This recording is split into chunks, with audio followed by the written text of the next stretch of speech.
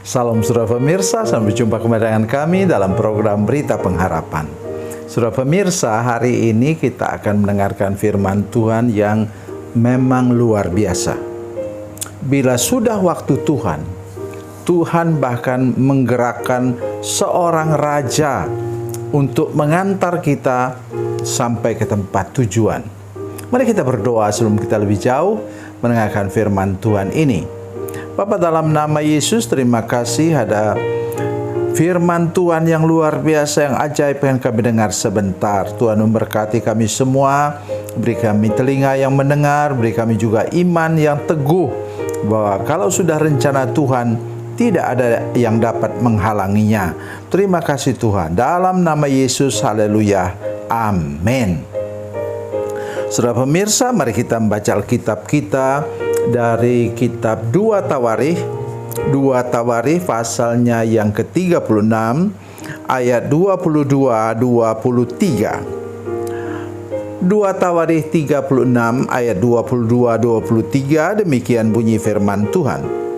Pada tahun pertama pemerintahan Kores Raja Persia, Tuhan menggerakkan hati Kores Raja Persia itu agar firman Tuhan yang diucapkan oleh Yeremia digenapi.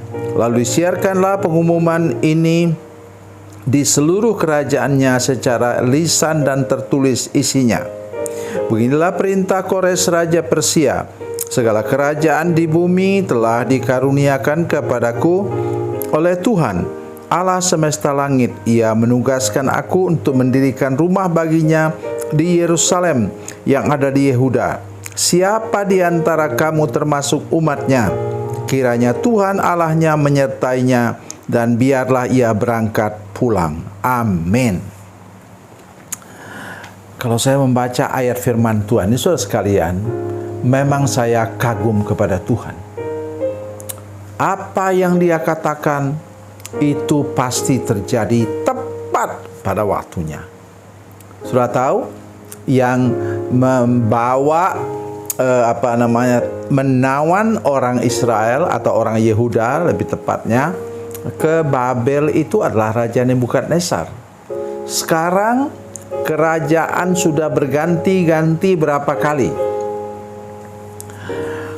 Tetapi kemudian saudara sekalian, memang benar-benar terjadi demikian, bahwa tepat 70 tahun, kata Nabi Yeremia waktu itu, mengatakan mereka dibuang 70 tahun, maka kemudian tepat pada waktunya, waktu itu kerajaan sudah berganti menjadi kerajaan Persia.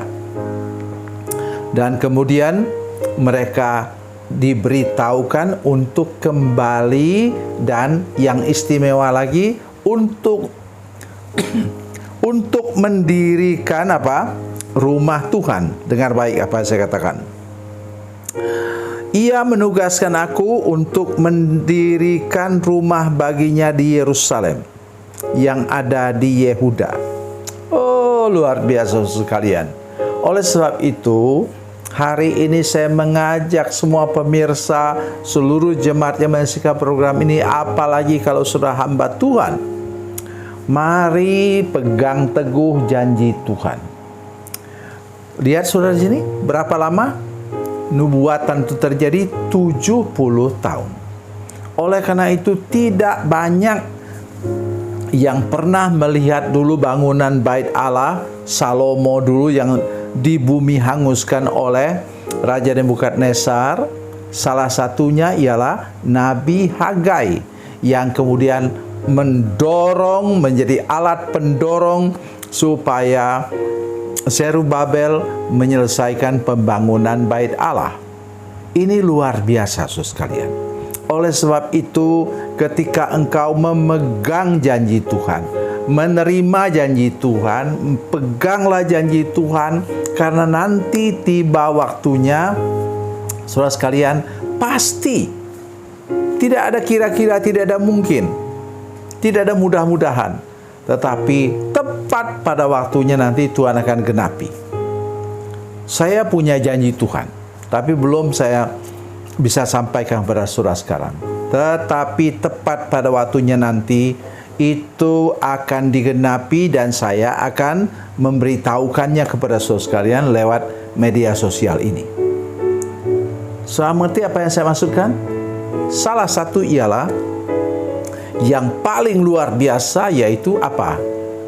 Sarah dengan Abraham. Orang bilang mereka menunggu anak selama 25 tahun. Itu pada waktu itu mereka pindah ke Kanaan. Tetapi sebelumnya memang sudah diberitahukan bahwa Sarah itu mandul. Jadi menurut saya sih rata-rata orang waktu itu menikah sekitar umur 30-40 tahun. Dan itu Abraham berumur 100 tahun ketika dia memperoleh anak, yaitu Ishak. Semua orang mungkin katakan begini, kasihanlah itu nenek Sarah itu. Dia melahirkan waktu sudah tua, kayaknya dia tidak lama kemudian mungkin masih bayi Ishak itu dia meninggal. Tidak, saudara sekalian. Sudah bacalah Alkitab, saudara sekalian.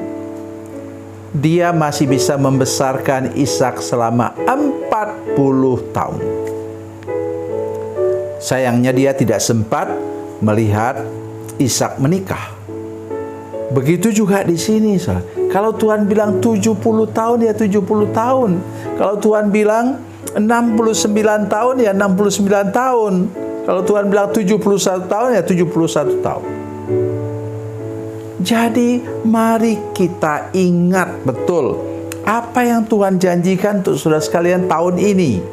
Pasti Tuhan genapi. Jangan pernah ragu-ragu kepada firman Tuhan.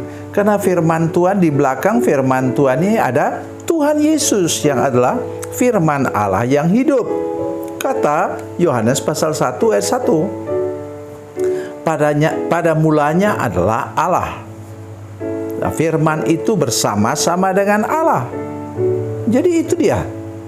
Karena itu mulut Nabi Yeremia yang dipakai oleh Tuhan untuk menubuatkan 70 tahun lagi, orang berpikir begini, ya kasihanlah, itu Nebukadnezar sudah meninggal, kayaknya tidak pulang-pulang mereka ini. Tetapi ini firman Tuhan tadi katakan, tepat waktunya Tuhan menggerakkan seorang raja.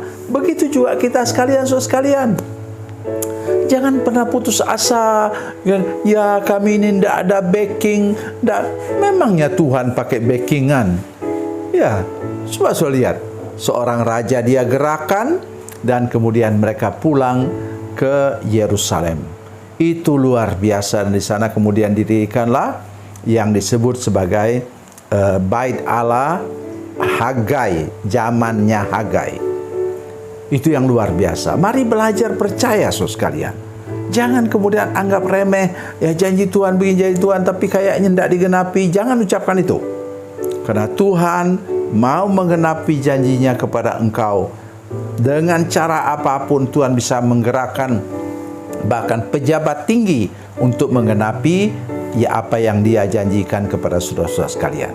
Tuhan Yesus memberkati, Tuhan Yesus baik. Mari kita berdoa. Bapa, dalam nama Yesus, terima kasih untuk firman Tuhan hari ini. Kami percaya kepada janji-Mu Tuhan, karena janji-Mu ya dan amin. Kami percaya kami mau pegang teguh janji-Mu sampai digenapi tepat pada waktunya. Terima kasih Bapa di surga. Dalam nama Yesus kami berdoa. Haleluya. Amin.